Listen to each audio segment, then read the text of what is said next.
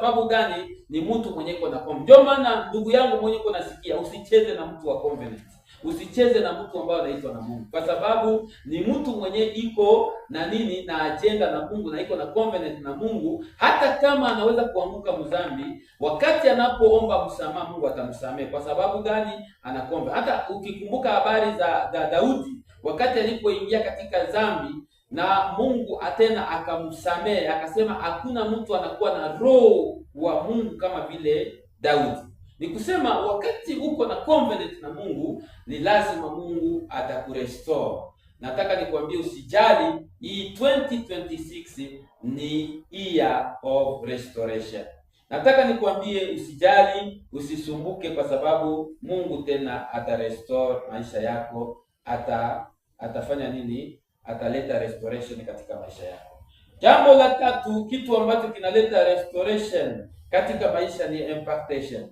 Ndugu yangu, wakati unajua kama Mungu amekuchagua, lazima uwe na impactation. Impactation inaleta restoration, inaleta revival, na ndio tunahitaji. Ukiona kanisa yenyewe haina restoration, ukiona kanisa yenyewe haina impactation, haiwezi kuwa na restoration. Kanisa ambayo inakuwa na restoration ni kanisa ambayo inakuwa na impactation. Impactation inatokea kwa nini? Tukisoma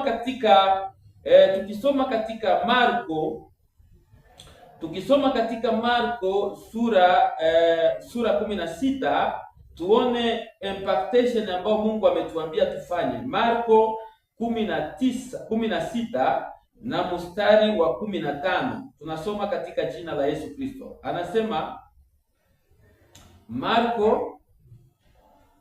Marko sura tunaenda katika Marko sura 16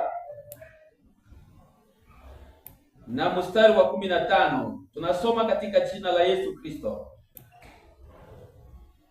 Biblia inasema hivi, akawaambia, enendeni ulimwengu mote, mkahubiri injili kwa kila kiumbe.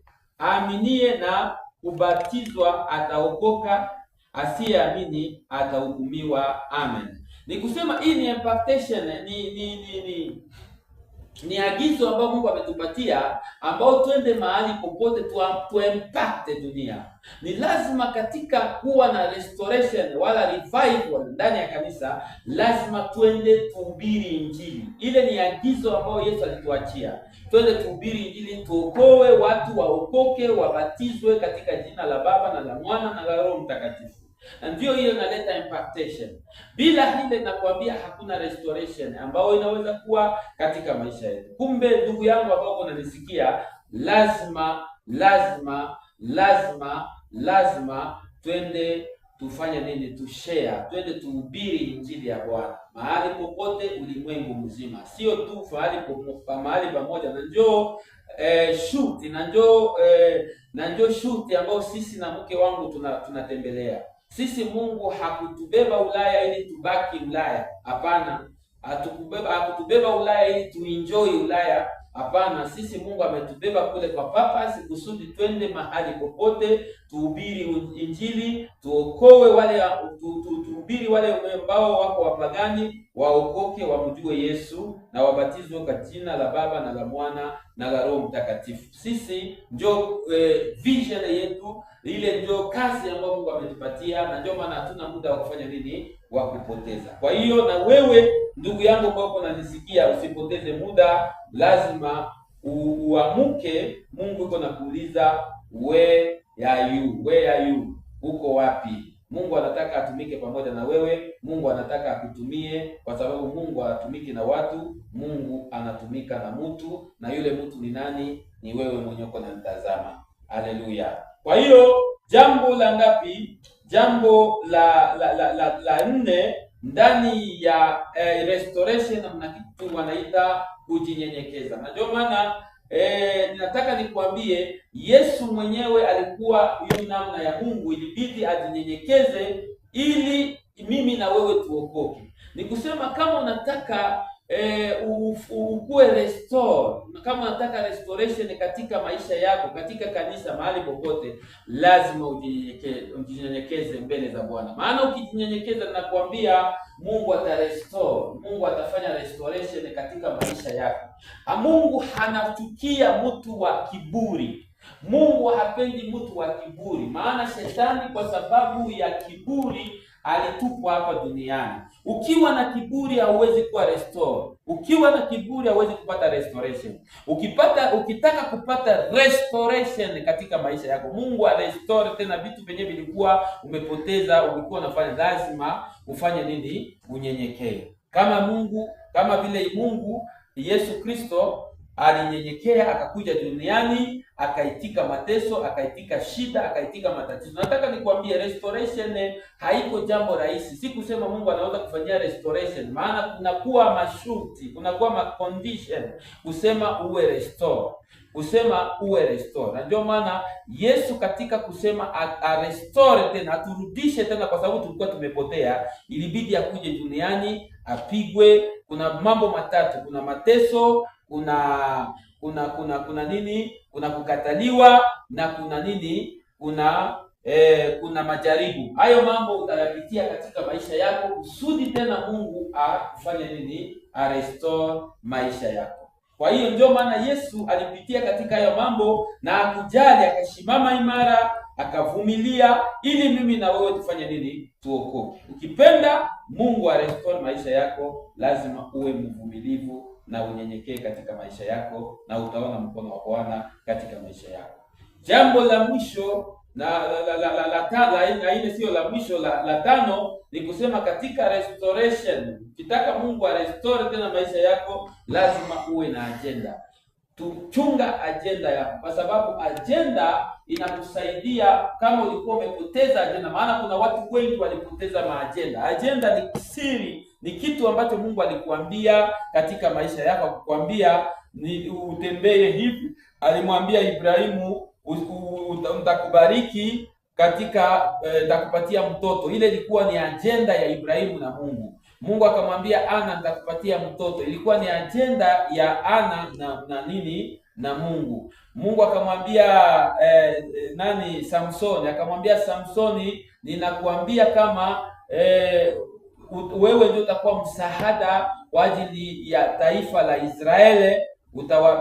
Utasaidia taifa la Israeli, kwa sababu taifa la Israeli lilikuwa na mateso kupitia Wafilisti, walikuwa na watesa sana. Lakini sasa kuzaliwa mtu anaitwa Samson, ambaye Mungu akamwambia wewe ndio utakuwa msaada kwa ajili ya taifa la wana wa Israeli. Lakini Samsoni juu ya ujanja na ujinga wake akapoteza agenda yake na Mungu. Nataka nikwambie, chunga agenda yako. Preserve your agenda. Usipoteze agenda yako. Wewe mwenyewe uko unasikia hapa, usipoteze agenda kwa ajili ya nini? Kwa ajili ya ujinga wako. Maana shetani ana interfere katika mambo mengi ili akupotezee agenda yako pamoja na Mungu. Ya tano nafikiri ndio yetu tunamalizia. Tunaenda kuona sasa baraka 2 na tunamalizia pale. Baraka 2 ndani ya agenda, ndani ya restoration. Tafadhali, baraka 2 ndani ya restoration. Kuna baraka 2 ndani ya restoration, na zile baraka ndio zetu tunamalizia kwa siku ya leo. Ndani ya restoration mnakupewa jina. Sikia nikwambie ndugu yangu ambao uko nanisikia, ukitaka Mungu akusaidie, akupe jina katika restoration, baraka 2 ndani ya restoration muna jina. Ukitaka Mungu akusaidie, akurestore, ukikuwa na restoration, utapewa jina katika maisha yako. Ndio maana Yesu alipewa jina. Kwa sababu gani? Alikuja kufanya nini? Alikuja kurestore. Na ile katika kuja kurestore sisi maisha yetu, maana tulikuwa tumepotea, ilibidi apewe jina. Akapewa jina. Ndio maana Biblia inasema alipewa majina kupita majina yote. Haleluya! Ninataka nikwambie ndugu yangu ambao unanisikia, ukitaka upewe jina katika restoration, ndio maana ninakwambia lazima mwa hii mwaka Mungu akupatie jina. Atakupa jina ndugu yangu, kwa sababu wakati ulipoteza wakati nyingi, ulipotea katika mambo ya kimwili, mambo ya kidunia, lakini ukirudia tena, Mungu anakupatia jina. Mungu anakupa jina na watu watakujua. Jina, ninataka nikuambie, jina haiko kuitwa jina tuseme Benjamin, tuite jina tuseme mfano Sadiki huu Mapendo. Hapana, jina ni kazi ambao Mungu amerestore katika maisha yako, sio jina ya jina, kwa sababu jina ni jina. Jina haisemi kitu. Jina watu wanaangalia content ya hiyo jina, wanaangalia kitu ambacho kiko ndani ya jina. Maana kuitwa mchungaji haisemi kitu, lakini wanaangalia kazi ya mchungaji, na ndio inakupatia jina. Kuitwa mganga haisemi kitu, wanaangalia kazi ya uganga ambao unafanya. Kuitwa evangelist haisemi kitu, wanaangalia kazi ya evangelist, na ndio inakupatia jina. Kitu ambacho kilimpatia Yesu jina sio kusema ni jina tu juu ya Yesu. Hapana, ni kazi ambayo alikuja duniani kutukomboa. Pale Mungu akampatia jina kupita majina yote, akamwambia kila goti litakunjwa na kila ulimi litakiri kuwa Yesu ni Bwana. Na ndio kwa maana ndio kwenye Yesu alipatia jina, kwa sababu alilipa gharama. Inabidi kulipa gharama, to pay a price. Lazima ulipe gharama. Wakati unapolipa gharama, Mungu anakupatia jina kupita majina yote, na jina lako linajulikana mahali popote. Ni kama vile chupa kama tunaita chupa ya maji, kwa sababu huko imo maji. Kama hamuna maji, ile inakuwa haiko tena chupa, inakuwa kichupa, kwa sababu hamuna hemo nini, hii chupa ya plastiki hamuna hemo maji. Kitu kinaleta value ya chupa ya maji ni maji ambayo inakuwa ndani, ile content yenye inakuwa ndani ya chupa ndio inaleta value, sio container, lakini ni content ya yenye iko maji ambayo iko ndani ya chupa. Ya mwisho, wakati Mungu analeta restoration katika maisha yako, anakupatia ushindi. Haleluya!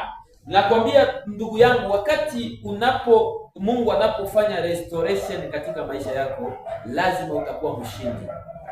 Ndio maana Yesu alikuwa mshindi. Kwa sababu gani? Alikuja kuturestore.